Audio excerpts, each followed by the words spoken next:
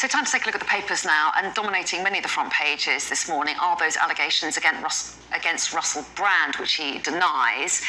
A legally delicate, very complicated story, which we're covering in full at the top of the hour. So we're going to use this opportunity to look at all the rest of the stories with the broadcaster and author Emma Wolfe, along with journalist, poet and marine biologist Jasmine Qureshi, who join me once again. Welcome back to both of you. And we're going to kick off this hour, Emma, with the front page of the Sunday Express, which you've picked out.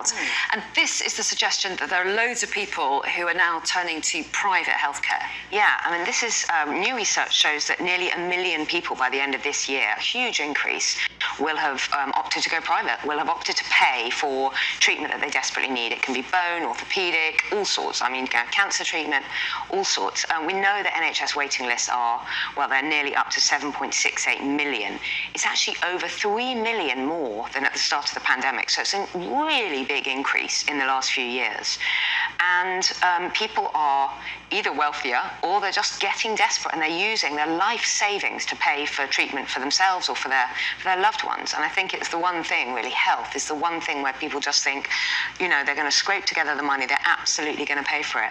And it is fueling fears that we're moving towards this kind of two-tier healthcare system where the wealthy can skip the waiting lists, and those who just don't have the money are going to be waiting. They're going to be in pain or even you know, life-threatening waits for chemo and things like that. Yeah, and these figures are staggering, aren't they? And as Emma said, there will be plenty of people who can't afford to go private. They don't have that option. Yeah, I think it's terrifying. I think for a healthcare system that's been touted as one of the best in the world, probably the best in the world, you know, when you think of a healthcare system that helps everyone, no matter who they are, you think of the NHS, but it's been systematically hobbled for years, and now we come to this point where privatisation is looking better than a system that's supposed to cater for all. And I think you're very right. We're moving towards a system where anyone with money can skip ahead in the line, and anyone who's vulnerable and doesn't have money will be left behind. And we see that in a lot of systems around the world that we kind of scoff at. We look at them and go, oh, well, we've got the NHS, it's fine.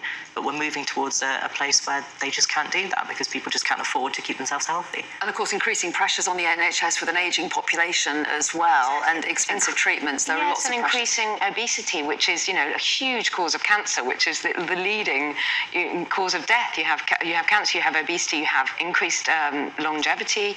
You have a huge backlog from the pandemic, and it's a really, really concerning. And we have these looming kind of COVID spikes. Are we having another pandemic? Are we going to, you know, how will the NHS fare this winter?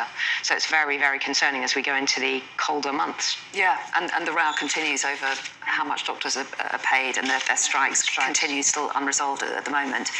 Let's move on, though, Jasmine, to the fallout from the ban that the government introduced on Friday, I think it was, on XL bully dogs. And the Observer's picked this up, haven't they?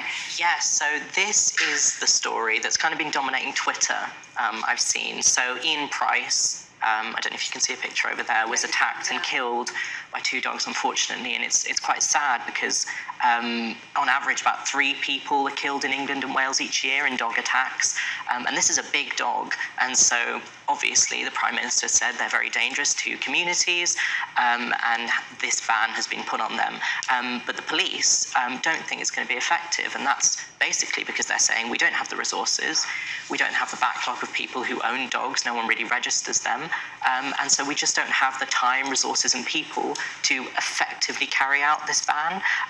And a lot of experts are saying, well, this ban is good because what it doesn't do is, as previous suggestions were stated, it doesn't cull the dogs. It just puts bans on them, so you can't breed them. You can't own them and you can't gift them. And I personally think that's the way to go. I think with a dog that is quite large and big and has this kind of notoriety for fighting and for doing quite dangerous things, I think with a lot of large dog breeds, a lot of people get them for a very specific reason. And so I think to be able to own them and then to train them in something that's quite dangerous is quite a bad thing. And I think breeding of dogs anyway and domestic animals is quite a bad practice anyway. We see with a lot of dogs, a lot of them have a lot of health conditions from breeding. So I actually think this ban will be very effective in stopping problematic breeding to occur. In terms of it banning the dog from being dangerous, I'm not sure it's going to be that effective. I think, as they've said over here, they need to look better at responsible owners Yeah, well, exactly. That's the other issue that the dog breeders would say. It's about the owners, not about the dog. But so it's sparked a whole debate, and it's only raised awareness of XL bully dogs. If nothing else, we'll see whether or not that ban is effective or not. And very quickly, take us to the Telegraph, Emma. Seems to be a rise in shoplifting. Certainly, it's getting a lot more coverage, isn't it? Yeah, absolutely. We heard recently from the CEO of Tesco talking about, attacks, violence, verbal abuse, and actual physical attacks on his staff. And it's now the Federation of Independent Retailers are coming out and saying, not only brazen looting and shoplifting in their shops, but also attacks on staff. And this is smaller shops. It's just shops that really cannot afford, in any sense. I mean, no shops can afford brazen looting. But the Federation of Independent Retailers is saying that their staff are really, really struggling, that they are being attacked, that some of these people running smaller shops having heart attacks at the things that are going on, that their CCTV isn't always the latest technology, never followed up by the police. So it's a really concerning picture across the sort of retail sector. Yeah, exactly, and possibly a product of the cost of living crisis as well. There's a sense that might have made things worse. We're about to do the weather, but let's take a look at the Express's take on it very quickly, because it's gloomy. I don't know why you're smiling, Emma. Well, I love a weather story, but this is end of summer. We've had a couple of glorious days. I think the heat wave is a bit much. We had 7 consecutive days over 30 degrees in September. But the last few days have been beautiful, very hot, but with a little breeze. And anyway, it's the end of summer, end of the sun. Stop enjoying yourself. Soggy, yellow weather warnings and all sorts. Are you sad to see the sunny weather go, Jasmine? I'm not really, but that's because I come from a bit of a climate direction where I think that the hot weather, whilst extremely lovely and really brilliant, we have a cold spell, everyone's been depressed for ages, so it's really nice to have that warm weather, but it's quite nice to see the weather balancing itself out, because I hate to see a rise in just one temperature forever. Yeah. It's a bad effect on our wildlife, I think. Bit concerning for that reason. Yeah. Anyway, lovely to see you both. We will release you now into Sunday and go and enjoy whatever dry weather you can find. Thanks both very much indeed.